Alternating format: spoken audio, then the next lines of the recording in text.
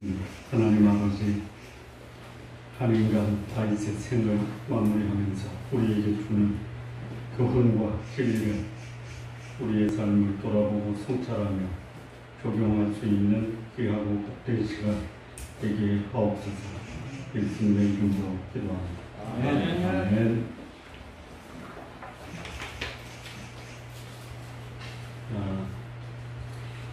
이제 다윗의 인생이 마무리되어 가고 있습니다.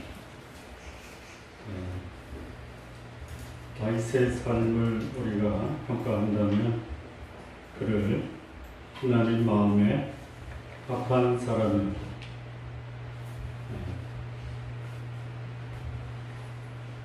그 다윗의 인생이 하나님 마음에 합했다라는 것은 그가 실수가 없었다, 또는 그가 허물이 없었다라는 것이 아닙니다. 실수도 있었고 허물도 있었지만 그럼에도 불구하고 그가 회개하고 다시 일어섰기 때문입니다. 한 사람의 생애에서 그의 삶이 아름답지 못할 수 있는 가능성, 이거는 누구도 피할 수 없는 유혹이고, 그 유혹을 극복할 수 있다면 그 인생 참으로 성공적인 인생이었다라고 평가할 수 있는데, 우리 성도님들, 우리가 나이가 들어가면서, 아니 나이가 안 들어도 인생의 중반전을 살아가도 조심하고 경계해야 될 우리의 인생에서 우리의 인생을 망가뜨릴 수 있는 그 요인들이 뭡니까? 성도님들 지금까지 잘 살아오셨죠? 앞으로도 잘 살아가시기 바랍니다. 그런데 우리의 인생이 본의 아니다, 본의 아니게 내 인생이 망가졌다, 이렇게 말하는 것은 책임 회피, 본의 아닌 것이 아니고요. 나에게 닥쳐오는 그 유혹 앞에 나를 무방비 상태로 방치한 결과가 나의 삶을 소위 망가뜨릴 수 있다라는 것이죠. 우리 하나님의 사람뿐만이 아니고 어떤 사람도 그 유혹에 넘어지면 인생이 망가진다. 어떤 걸까요? 건강. 네? 건강을 잃어버리면. 건강을 잃어버리면 다 잃어버립니다. 자, 우리 인생을 망가뜨리는 중요한 세 가지 요소가 있다면, 첫째는 뭐냐면 육신의 정욕이라는 유혹에 넘어가는 겁니다. 이 육신의 정욕이라는 유혹 앞에 자유할 수 있는 사람이 없습니다. 육신의 유혹의 대표적인 것이 뭐죠?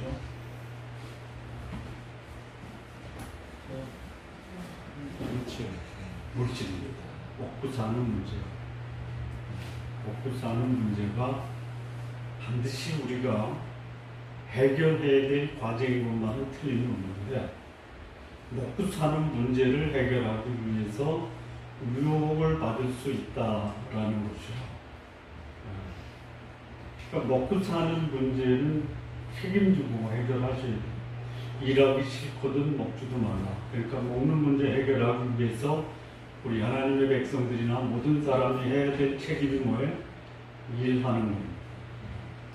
나는 일하고 싶은데 일자리가 없다.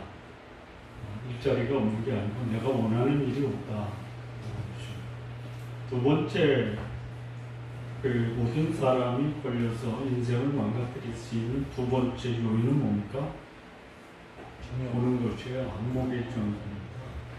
여러분, 아름다운 것을 보고 아름답다고 말하는 게 잘못이 아닙니다.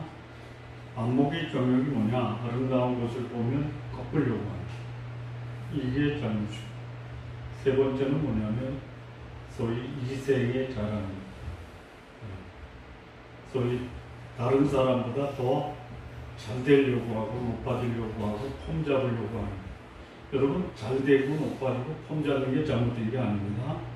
그것을 하려다가 소위 본분을 잊어버리고 또 그릇된 방법으로 남들이 가지 않는 잘못된 길로 가는 것이 문제다. 여러분, 이 인간을 망가뜨리는 세 가지 요인은 굉장히 역사가 오래됐어요. 창조시에 아담과 하와를 무너뜨린 사단의 유혹 세 가지가 뭐냐? 오함직, 먹음직, 오함직, 지혜롭게 할 만큼 탐스러운 거예요. 이 세 가지 유혹의 요인은 예수님이 공생애를 시작하기 전 40일 하나님과 교제하며 금식하고 났을 때 사단은 예수님까지 유혹을 했습니다. 돌을 명하여 떡덩이가 되게. 먹고 사는 문제, 40일을 금식했으니 줄이신 예수님을 향해서 돌을 명해서 떡덩이가 되게 할 수 있지 않냐? 할 수 있어요. 그러나 사단의 그 제안을 받아들이면 사단은 점점 더 우리를 수렁으로 몰아갈 수가 있습니다. 여러분, 사단은 아예 처음부터 단절을 시키십시오. 두 번째는 산꼭대기에 데리고 가서 천하만국의 영광을 보여줍니다. 나한테 절하라. 그러면 다 되겠다. 이 보여주는 것, 여러분 보면은 소위 우리말의 견물생심입니다. 보면 가고 싶습니다. 안목의 정욕에 사람들이 그대로 무방비 상태로 무너질 수가 있습니다. 세 번째는 뭐냐면 예수님을 성전 꼭대기에 데리고 올라가서 뛰어내리라. 그러면 발이 땅에 닿기 전에 천사들이 와서 너를 포위해서 전혀 발이 땅에 닿지 않을 것이다. 폼나는 거 아니야. 인생의 자랑. 여기에 무너진 사람이 누구냐? 다윗이에요. 다행히 그래도 다윗이 그래도 육신의 정욕에서는 조금은 자유로웠던 것 같아요. 먹고 사는 문제 가지고 다윗이 더 많이 가지려고, 물론 성경에 더 많이 가지려고 욕심을 부리다가 자신과 민족에 엄청난 해를 끼친 사람이 있어요. 그런데 다윗은 그나마 육신의 정욕에서는 조금은 자유롭지 않았는가 생각합니다. 그러나 두 가지, 안목의 정욕과 이생의 자랑에서는 벗어나지 못했다. 그것이 다윗의 인생 말년을 상당히 혼란스럽고 또 고통스럽고 그리고 그가 뿌린 씨의 열매를 거두면서 참담한 인생의 겨울을 걸어갔던 사람입니다. 자, 이런 육신의 정욕과 안목의 정욕과 이생의 자랑이라는 덫에 걸리면 그 열매가 어떻게, 어디에서 그 열매가 맺힐까요? 뿌린 씨가 어디서 열매를 거둘까요? 육신의 정욕, 안목의 정욕, 이생의 자랑이라는 씨를 뿌리면 그 씨가 가장 잘 자랄 수 있는 그 환경과 조건, 토양을 갖추고 있는 곳이 어디예요? 가정입니다. 여러분, 내가 뿌린 씨가 저쪽 다른 동네에서 열매를 맺으면 내 마음이 아픕니까? 아파요. 근데 이 뿌린 씨가 내 가정에서 열매를 거둘 때는요, 참담하기 말할 수 없을 고통입니다. 다윗이 뿌린 씨가 어디서 열매를 거둬요? 어디서 거둬요? 가정에서. 이 가정에서도 그 가장된 그 아버지가 그 맺혀지는 열매를 보고 통탄하고 삶이 살 의미를 잃어버리게 하는 그 열매가 누구한테서 맺어지는 거냐면 자녀에게서 맺어요. 이 자녀 교육 잘 시켜야 돼요. 자녀 교육을 잘 시키는 것도 대단히 중요한데요. 더 중요한 것은 뭐냐? 사단이 끊임없이 유혹하는 육신의 정욕, 안목의 정욕, 이생의 자랑에서 부모된 분들이 그 유혹을 극복해내야지 나의 자녀들이 건강하고 바람직하고 그리고 그 자녀 때문에 기쁨과 보람을 느낄 수 있다는 거예요. 이 유혹으로부터 내가 극복하지 못하면 그 극복하지 못한 그 열매가 나의 자녀들을 통해서 나에게 고통과 비통함 이런 열매를 맺게 한다는 거예요.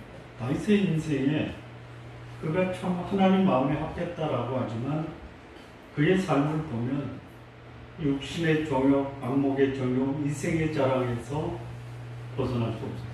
그래서 그가 맺은 열매가 자녀들에게 나타날 때 이 다윗은 그의 인생이 통탄하지 않을 수 없는 참 비참한 인생의 마지막을 걸어갔다라는 거예요. 그런데 그가 그럼에도 불구하고 인간의 연약함을 지니고 있었음에도 불구하고 그 인생이 다시 회복될 수 있었던 것은 그가 자신의 잘못을 직시하고 회개하고 돌이켰다라는 거예요. 그래서 하나님은 그의 인생을 우리가 읽은 말씀처럼 나이 많아 늙도록 구하고 존귀하다가 죽었다라고 평가하는 겁니다. 마지막이 좋아야 돼요. 마지막. 과정 속에 다윗처럼 넘어지고 자빠지고 흔들릴 수 있어요. 일어나 마지막 모습이 영광스럽게 마무리되는 것이 우리 성도님들과 제가 꿈꿔야 될 우리의 인생입니다. 다윗의 인생이 마지막에 영광스러울 수 있던 것, 그가 회개하고 돌이켜 회복한 다음에 하나님이 그의 마음에 준 그 소원을 이루었다라는 것이에요.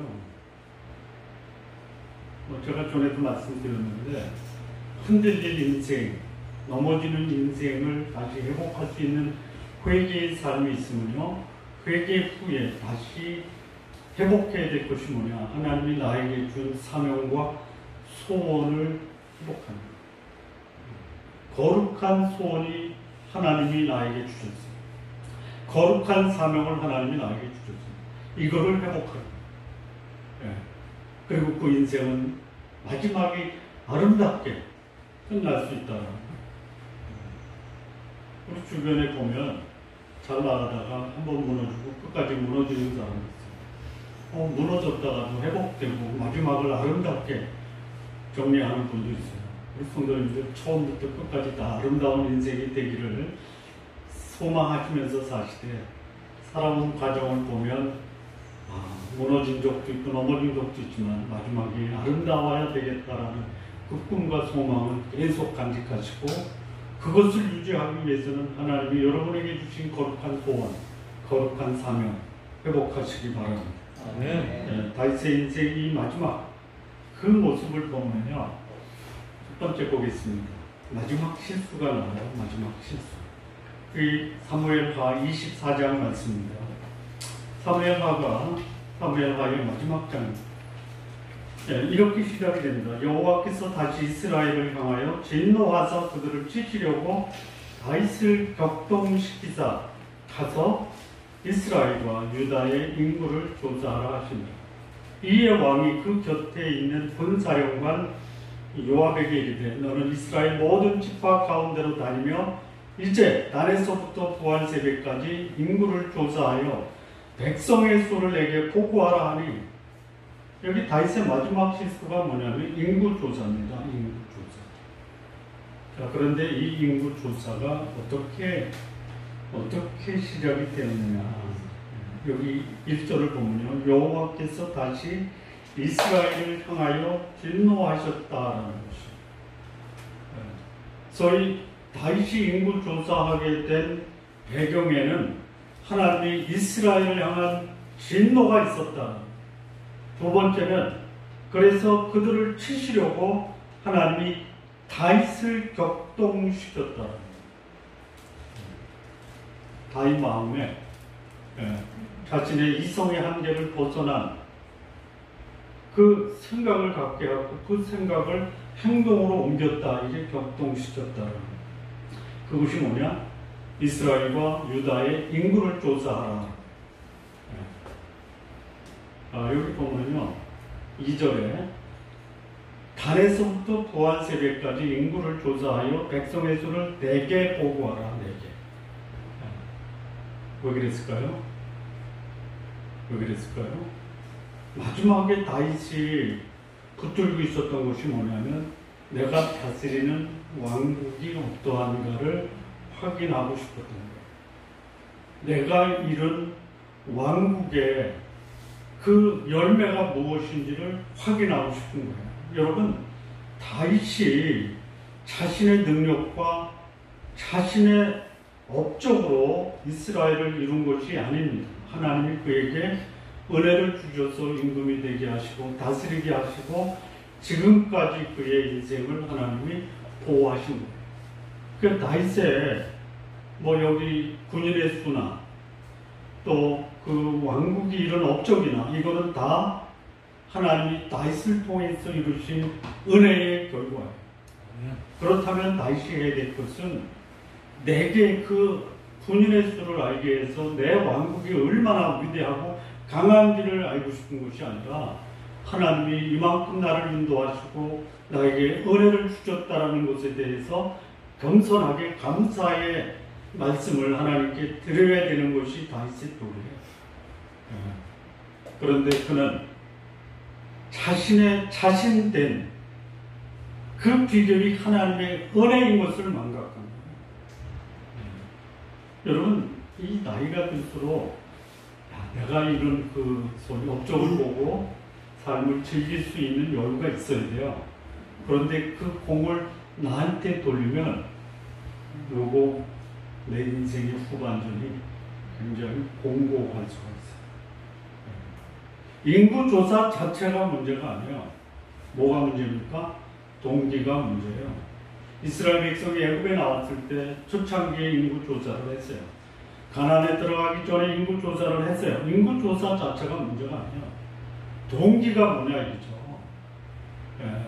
하나님이 내게 주신 은혜에 대해서 감사하는 마음으로 내 인생에 마무리를 줘야 되는데 내가 이룬 이 업적이 무엇인가를 확인하려고 하는 것. 이게 뭡니까? 이생의 자랑이에요. 그래서 하나님이 진노를 하십니다. 물론 여기 하나님이 진노하실 때에는 또 다른 이유가 있죠. 이스라엘 백성을 향해서 하나님이 진노하사 그들을 치시려고 했어요. 그러니까 하나님이 다윗도 쳐요. 왜요? 그가 자신의 영광을 확인하려고 했던 영적 교만. 그리고 이스라엘 백성들의 범죄를 진노하셔서 하나님이 이스라엘을 징계하시려고 하는 거예요. 자, 이스라엘이 잘못한 게 뭡니까? 다윗이 잘못한 거는 영적 교만이에요. 이스라엘이 잘못한 건 뭡니까? 네? 우상숭배 때문에 하나님이 이스라엘을 향해서 진노하사 그들을 치시려고 다윗을 격동시키신 거예요. 어디 나와요? 근거가? 그냥 그렇게 생각하신 거죠. 그러니까 그게 어디 나오냐? 다윗 시대의 이스라엘 백성들이 우상 숭배했다라는 게 어디 나와요? 그랬을 것 같아요. 네? 그랬을 것 같아요. 그랬을 것 같아요.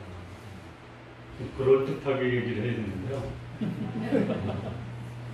뭐냐면요, 하나님이 세운 왕이 다윗이죠. 다윗이 잘못했어요. 밧세바를 범했어요. 그래서 그로 인해서 압살롬이 반역을 하죠. 그래서 전 이스라엘이 압살롬을 따랐죠. 압살롬의 반역을 평정하고 돌아오는 길에 베냐민 지파의 세바가 다윗을 또 반란을 일으키죠. 그래서 온 이스라엘이 세바를 따르죠. 이스라엘 백성에게 하나님이 세운 왕이 누구예요? 다윗이죠. 잘못했던, 실수했던, 잘났던, 못났던 하나님이 세운 왕이 다윗이에요. 근데 그거 하나님께 범죄했어요. 그러면 다윗을 징계하고 심판하는 권한은 누구한테 있는 거예요? 그런데 누가 다윗을 반역하고 누가 다윗에게 반란을 벌린 거예요? 이스라엘 전체가. 주동자는 압살롬이고 주동자는 세바지만 결국 압살롬을 따랐던 이스라엘 전체예요. 세바를 따랐던 것이 이스라엘 전체예요. 그럼 하나님이 어떻게 하셔야 돼요? 진노하셔야 돼요. 그래서 이스라엘 민족적 범죄와 다윗의 이세의 자랑에 대한 범죄를 하나님이 징계하시는 거예요. 징계하셔서 하나님이 세 가지 그 옵션을 주죠. 외부의 침략, 다윗에 대한 하나님의 심판, 전염병으로 수만 명이 죽는 것. 이 세 가지 중에서 다윗이 선택을 하는데 뭘 선택하죠? 전염병이에요. 정확한 숫자를 제가 확인을 못했는데 한 3만 명 정도 죽임을 당합니다. 지금 우리 코로나로 인해서 한국에 13,000명이 감염이 됐다가 12,000명이 완치가 되고 130여 명이 사망을 했죠. 이거는 그 당시 BC 1000년 전에 하나님이 다윗과 이스라엘 백성을 치시려고 전염병을 내려서 죽게 한 숫자에 비하면 이건 아무것도. 물론 지금 전 세계적으로 1,500만 명이 감염이 됐고 60만 명이 죽었어요. 이것도 사실 과거에 그 역사 속에 나타난 전염병으로 인해서 죽은 사람에 비해서는 아무것도 아닙니다. 17세기, 18세기에 스페인 감염으로, 스페인 독감으로 죽은 숫자가 2천만 명입니다. 그러니까 이게 하나님의 심판의 역사다라고 이렇게 보게 됩니다. 그러니까 다윗의 교만과 이스라엘의 그 하나님 뜻에 대한 반역이 이런 하나님의 심판을 가져왔다는 여기에 다윗의 교만도 결코 간과할 수 없는 범죄다라는 것이. 근데 이 인구조사 후에 다윗의 마음이 좀 다릅니다. 전에는 감추려고 했지만 인구조사 후에는 다윗이 자책을 하고 그 죄를 하나님께 고백을 해요. 사무엘하 24장 10절인데요. 자책을 합니다. 그리고 하나님께 큰 죄를 범했다라고 고백을 합니다. 이게 달라진 모습이에요. 죄를 지을 수 있어요. 그런데 은폐하지 않고 자백하는 이 모습이 다윗이 한다는 게 성숙한 모습이다라는 거예요. 죄를 짓고요. 하나님 앞에 숨기지 마십시오. 조심을 하십시오. 하나님께는 고백 못할 죄가 없어요. 근데 사람들에게는요, 조심하세요. 내가 지은 죄를 사람들에게 그림 그리듯 묘사하지 마십시오. 제가 하나님 앞에 잘못했습니다. 사람에게 잘못한 것은 하나님께 잘못한 거죠. 그래서 혹 잘못해도 사람에게 그것을 고백할 기회가 있다면 저는 하나님 앞에 잘못했습니다. 까지만 하십시오. 더 이상 하지 마십시오. 더 이상 하지 마십시오. 자, 다윗이 연약한 인간성을 가졌기 때문에 실수한 거예요. 근데 성령이 그 마음을 감동시키니까 그것을 하나님 앞에 자백을 합니다. 죄 짓고 숨기는 것은요, 자기 인생을 더 황폐하게 만들 수 있어요. 자백하십시오. 이게 첫 번째, 마지막으로 다윗이 마지막에 실수하는 것, 이세의 자랑의 유혹 앞에 무너집니다. 그리고 다시 일어섭니다. 두 번째, 다윗의 마지막에 일어난 사건은 뭐냐면 갈등이에요. 갈등. 무슨 갈등이냐? 자녀들 사이의 갈등이에요. 열왕기상 1장을 보면요, 아도니아라고 하는 왕자가 다윗이 솔로몬을 왕위에 올렸을 때 그 솔로몬의 왕위에 올라간 것을 반대하면서 반역을 일으킨 사건이 아도니아의 반발이에요. 자, 그런데요, 여기 보면은 열왕기상 2장 15절인데요. 솔로몬의 왕위 계승이 하나님에 의해 작정된 것을 알고도 아도니아가 반발했다.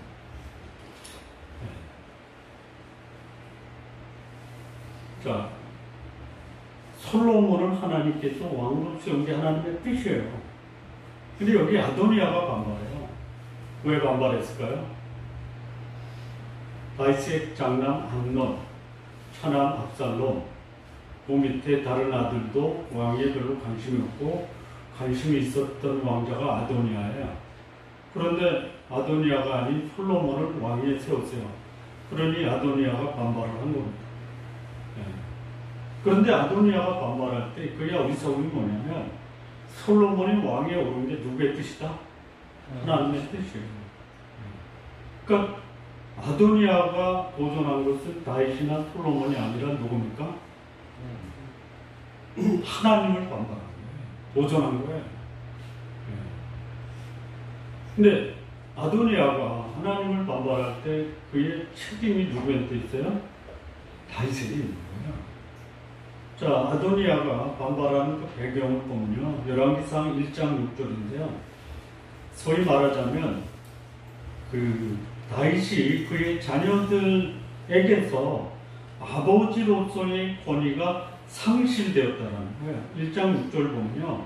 그런 압살롬 다음에 태어난 자요. 용모가 심히 준수한 자라 그의 아버지가 내가 어찌하여 그리 하였느냐고 하는 말로 한 번도 그를 섭섭하게 한 일이 없었다. 어디에 문제가 있었던 거예요? 자녀 교육에 문제가 있었던 거예요. 아도니아가 하나님의 뜻에 의해서 솔로몬을 다윗이 왕위에 올렸을 때 반발한 것은 뭐예요? 그렇게 해도 되겠다라고 아도니아의 의식이 그런 생각을 하게끔 아버지가 내버려 둔 거예요. 소위 무슨 교육이에요? 방위명이에요, 방위명. 여러분, 방위명 교육의 장점도 있어요. 그런데 이 장점보다 단점이 살아나면요, 집안 무너지는 거예요. 이 방위명 교육을 주창한 미국의 교육학자 잔 두이가 있어요. 잔 두이가 방위명 교육을 할 때 그가 주장한 것은 자녀들을 내버려둬라, 그럼 알아서 쓴다. 그런 의미가 아니고요. 자녀들은 그가 태어날 때 받은 그의 가능성이 있다. 이 가능성을 인정하면서 그가 필요한 교육 환경을 구축해주면 스스로 그 환경 속에서 자기를 키워나간다는 거예요. 근데 그렇습니까? 마치 뭐냐면요. 우리 동양의 학자 중에서 사람은 원래 선하다. 환경이 나빠서 그렇게 된 거다. 한 사람 있죠. 또 어떤 사람은 아니다, 악하다. 그래서 교육을 통해서 그 나쁜 점을 고칠 수 있도록 도와줘야 된다.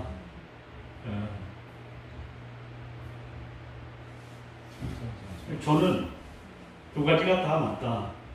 다만 부모가 자녀들에 대한 교육적 책임을 다해야 된다는 가능성이 있어요. 하나님의 형상들이 주면 이거는 키워줘야 돼요. 또 한편으로는 우리는 재성을 갖고 태어나요.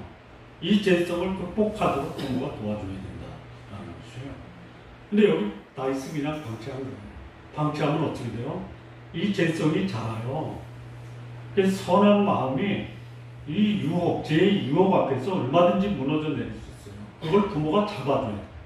마땅히 행할 길을 아이에게 가르쳐서 나이가 들어서도 그것을 벗어나지 않도록 도와야 될 책임이 누구에게 있느냐? 부모에게 있다는 거예요. 그런데 여기 다윗은요, 이 아도니아가 굉장히 준수했어요. 그래서 그의 아버지 다윗이 내가 어찌하여 그리하였느냐라는 말로 한 번도 그를 섭섭하게 한 일이 없었어요. 잘못하면 잘못했다라고 책망을 해야 돼요. 저는 큰아들에게는 심하게 책망하다가 큰아들에게 지금도 제가 나쁜 아빠 이런 비난을 받아요. 100대 때렸대요 내가. 이게 뭐 동네방네 우리 아들을 아는 사람들은 다 알죠. 여러분도 다 아시죠. 그래서 큰아들이 아빠는 왜 둘째한테 그렇게 관대하냐. 그래서 내가 둘째한테 쓴소리 한 거를 큰아들이 봤어요. 그러면서 그러는 거야. 아빠는 둘째한테도 강도에 있어서는 나보다 더 심하네. 제가 그런 아빠예요. 우리 막내가 저한테 덤벼요 지금. 큰아들, 둘째아들, 셋째아들을 양육하는 방법이 다 달라요. 왜? 아들들이 다르니까. 그래서 막내한테는 미운 자식 뭐 하나 더 주라? 딱 하나 더 주니까 꾹꾹하더라고요.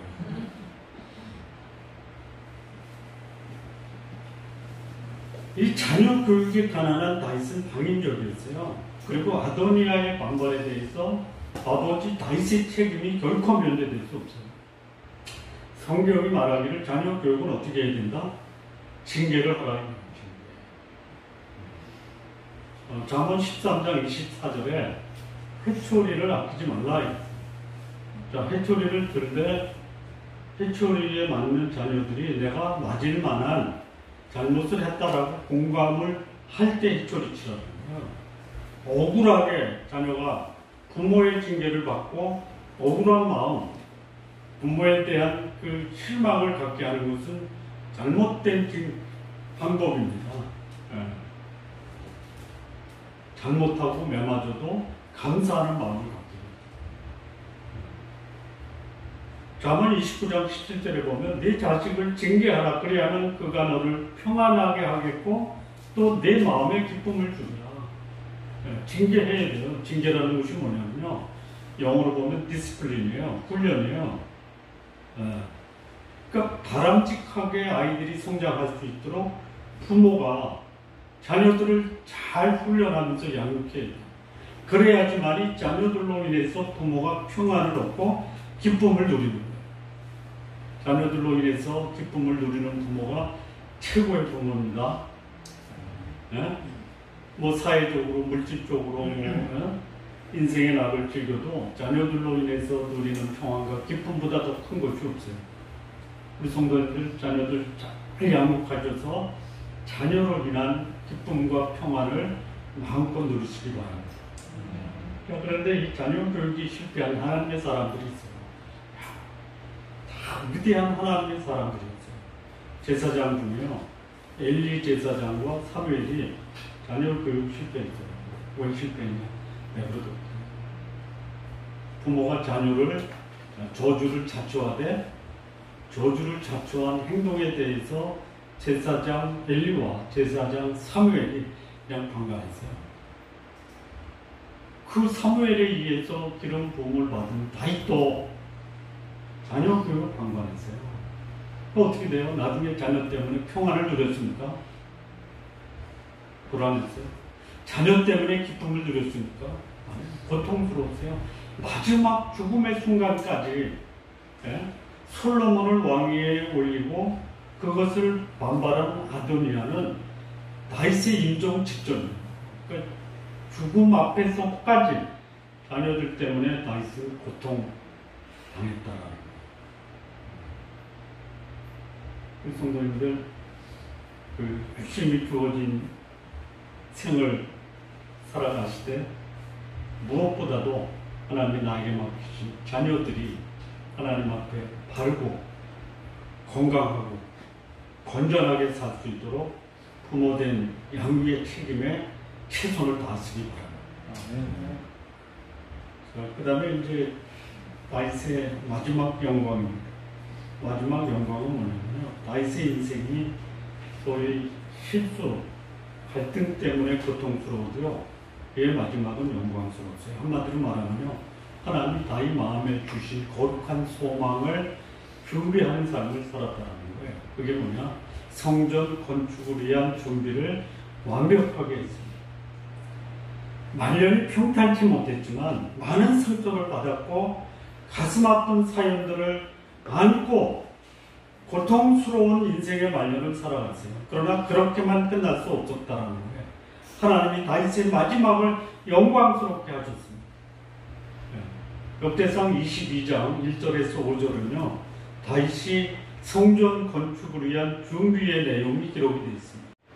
그럼 이렇게 됐어요. 죽기 전에 많이 준비할 거예요. 다 준비했어요. 설계도도 준비했어요. 성전 건축을 위한 금, 은, 목재, 목수, 돌 다 준비했어요. 그리고 그것을 솔로몬에게 넘겨주고 세상을 떠납니다. 성전이 뭐예요?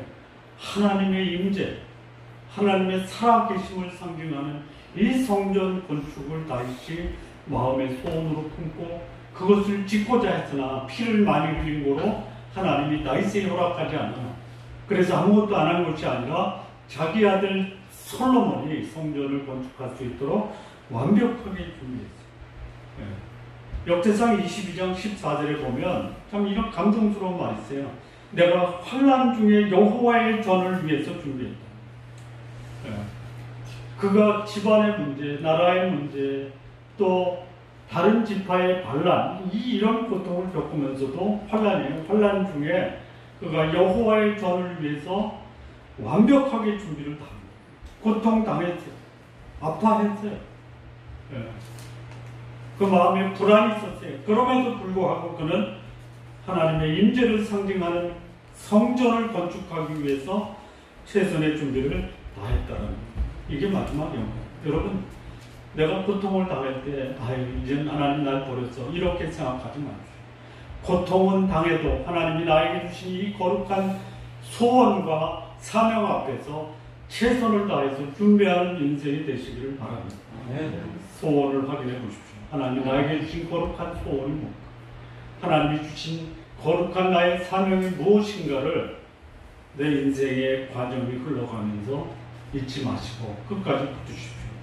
내 인간의 연약함으로 인해서 무너지고 또 흔들리고 또 넘어져도 다시 일어나면서 붙들어야 될 것이 뭐냐? 하나님이 나에게 주신 거룩한 소원, 거룩한 사명 반드시 붙드시고 사시기 바랍니다. 그리고 다윗은 이제 임종을 맞습니다. 임종. 여러분, 임종 때 어떤 말을 할 것이냐가 그 사람의 인생을 평가하는 결정적인 평가 요인이 될 수 있어요. 이 다윗의 마지막 임종을 보면서 그가 남긴 유언이 오늘 이 시대를 사는 하나님의 백성들이 본받아야 될, 죽기 전에 나도 이런 유언을 남겨야 되겠다라는 것을 좀 미리 준비해 주시기 바랍니다. 맨정신으로 유언을 준비하십시오. 자, 역대상 28장 9절 10절을 보면요, 이게 누구한테 내린 유언이냐면요, 그 소위 다윗 왕국의 모든 신하들을 다 모아놓고 남긴 유언이 누구냐? 솔로몬한테 냅니다. 28장 9절입니다. 내 아들 솔로몬, 너는 내 아버지의 하나님을 알고 온전한 마음과 기쁜 뜻으로 섬길지어다. 여호와께서는 모든 마음을 감찰하사 모든 의도를 아시나니 네가 만일 그를 찾으면 만날 것이요 만일 내가 그를 버리면 그도 너를 영원히 버리시리라. 그런즉 이제 너는 삼갈지어다. 여호와께서 너를 택하여 성전의 건물을 건축하게 하셨으니 힘써 행할지니라 한다. 여기 다윗이 그의 아들 솔로몬의 이긴 유언을 보면요, 첫 번째는 뭐냐? 내 아버지의 하나님을 알아라. 부모가 자녀에게 남길 수 있는 가장 위대한 위선이 뭐냐? 신앙이라고 했어요. 그 신앙 중에 어떤 신앙이냐? 아버지가 믿고 섬겼던 그 하나님을 알아라. 하나님을 아는 것이 부모가 자녀에게 남길 수 있는 가장 소중한 위선이에요. 여호와를 아는 것, 여호와를 경외하는 것, 여호와를 아는 지식이 내 인생을 가장 아름답게 만듭니다.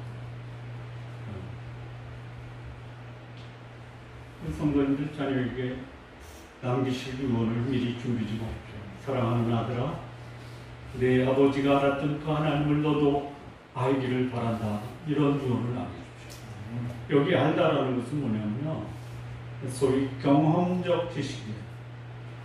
자녀들이 아빠를 보고 아빠가 하나님을 아는데 아빠의 행동 속에서 하나님이 나타납니다. 어려울 때 아빠는 불평하지 않고 아빠는 그 어려운 시기에 하나님의 도움을 구했다. 하나님의 도움을 구하면서 그 어려움을 극복해 나가셨다. 그리고 우리는 아빠가 극복하는 이 하나님을 알고 나도 저렇게 살아야 되겠다. 말로 남긴 유언에 그 말이 포함하고 있는 삶을 다윗이 살았다. 실수가 없었다라는 것이 아니에요. 실수할 때 우리 아빠가 숨겼더니 하나님이 찾아내서 징계하셨는데, 실수할 때 자백하는 아빠의 모습을 보고 감추고 은폐하는 것이 아니라 하나님 앞에 자백하고 회복해야 되겠구나, 이런 유언을 남기고 있는 것이죠.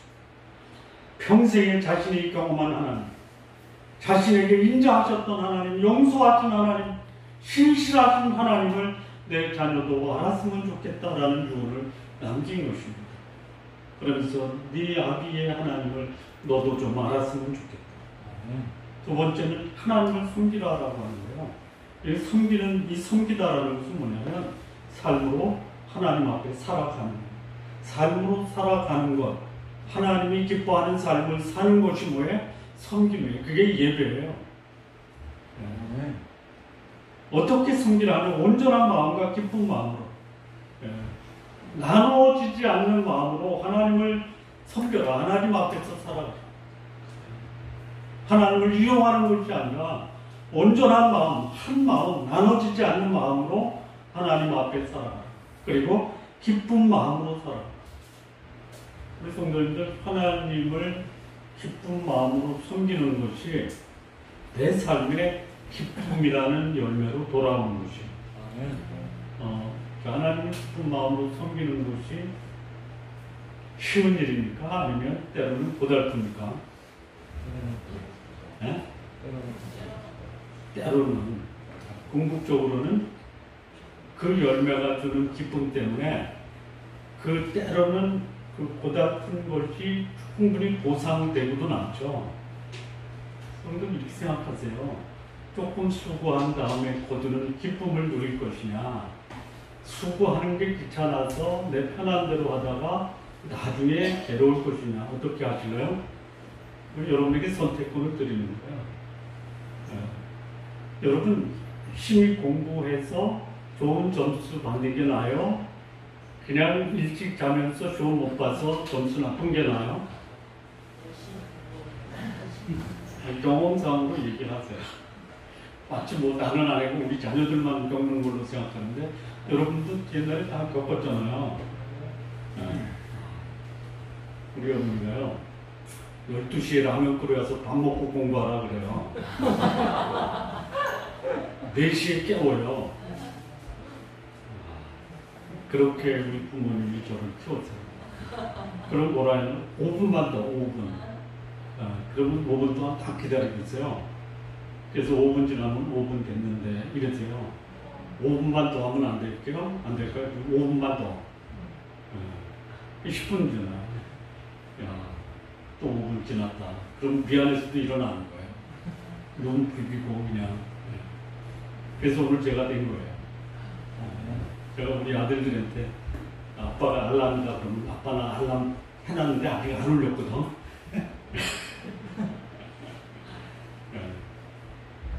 아빠 알람이 2, 3분 더 빨라요. 2분 더 자겠다라는 거예요.